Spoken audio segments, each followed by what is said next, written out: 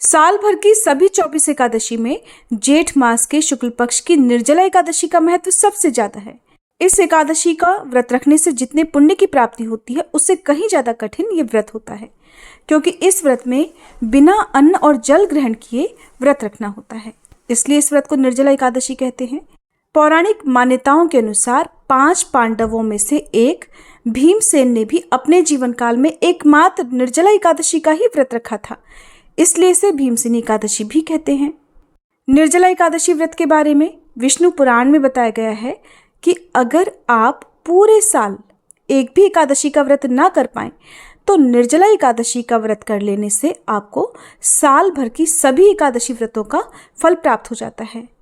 श्रद्धा पूर्वक जो भी इस पवित्र एकादशी का व्रत करता है वह सभी पापों से मुक्त हो जाता है। आज के दिन दान करने का विशेष महत्व होता है, लेकिन दान करने के भी कुछ नियम होते हैं। दान करते समय लोगों के द्वारा कुछ ऐसी गलतियां हो जाती हैं जिसके कारण दान का पूर्ण रूप से फल नहीं मिलता। तो आज आपको बताते हैं कि निर्जला एकादशी के दिन किन किन चीज़ों का दान करना चाहिए और दान करने का सही तरीका क्या है। निर्जला एकादशी का व्रत भगवान विष्णु और माता लक्ष्मी जी को प्रसन्न रखने के लिए किया जाता है। इस दिन पूरा दिन ही जल का सेवन किए बिना व्रत रखा जाता है। ज्येष्ठ मास की भीषण गर्मी में इस तरह का संकल्प सबसे ज़्यादा कष्टकारी होता है। सबसे पहले तो जो लोग भी उपवास रखना चाहते हैं उन्हें अपने स्वास्थ्य का पहले ध्यान रखना है। अगर आप बीमार हैं, किसी भी प्रकार की आपकी कोई भी दवाई चल रही हो, तब आपको इस व्रत को नहीं रखना है। शारीरिक रूप से स्वस्थ लोगों को ही निर्जला एकादशी का व्रत निर्जल रहकर रखना चाहिए। बड़े नियम और संयम के साथ इस व्रत का पालन किया जाता है। पूरा दिन पानी ना पीने से आपके शरीर पर बहुत बुरा असर भी पड़ सकता है, लेकिन कहते हैं कि आस्था और विश्वास बड़ी चीज़ है। अगर मन से आपने संकल्प ले लिया, आपकी इच्छा शक्ति मजबूत है, तो इससे आपको इस व्रत को रखने में आसानी भी हो सकती है। निर्जला एकादशी का व्रत रखने से और दान देने से घर धन धान्य से भर जाता है। इतनी भीषण गर्मी में ठंडी चीज़ों का दान करने से भगवान श्री हरि बहुत प्रसन्न होते हैं।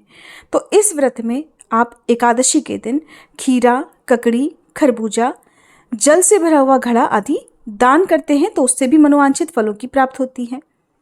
निर्जला एकादशी व्रत में गर्मी में काम आने वाली वस्तुओं का दान देना चाहिए, जैसे छाता, खड़ाऊं, गमछा जिसे अंगरखा कहते हैं, और इसके अलावा यदि आपकी सामर्थ्य हो तो आप छबीले लगवा सकते हैं। कहीं पर आप पीने के पानी की व्यवस्था कर सकते हैं। शरबत आप लोगों में बांट सकते हैं। और क्योंकि इस व्रत को आपने निर्जल रहकर रखा है तो आप खुद प्यासे रहकर जितना ज़्यादा आज के दिन जल का दान करेंगे, प्यासे लोगों की प्यास बुझाएंगे, उतना ही कहीं ज़्यादा इसका पुण्य आपको प्राप्त होगा।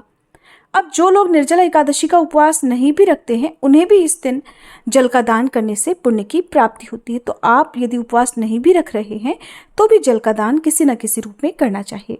आज के दिन आप पानी से भरे हुए मिट्टी के घड़े का दान यदि करते हैं तो उससे आपके न केवल पापों का प्रायश्चित होता है बल्कि आपके पितर भी तृप्त हो जाते हैं।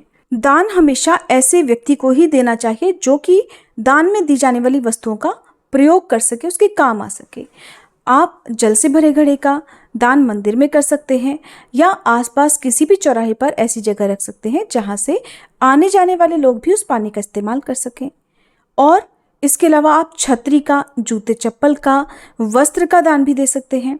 वस्त्र में यदि आप पीले रंग के वस्त्रों का दान एकादशी के दिन करते हैं तो वो और भी ज़्यादा शुभ फल देने वाला होता है, क्योंकि भगवान श्री हरि को पीला रंग अत्यंत प्रिय है।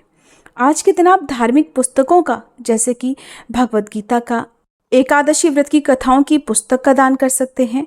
अब ये जो दान है, जैसे पुस्तक का दान है, यदि आपने किसी भी ऐसे व्यक्ति को, चाहे वो निर्धन हो या जरूरतमंद हो, जो कि पढ़ा लिखा ही नहीं है, तो उनके लिए इस प्रकार की वस्तुओं का दान व्यर्थ हो जाता है। तो आप दान देते समय इस बात का ध्यान जरूर रखें कि आप किस प्रकार का दान किस तरह के व्यक्ति को दे रहे हैं।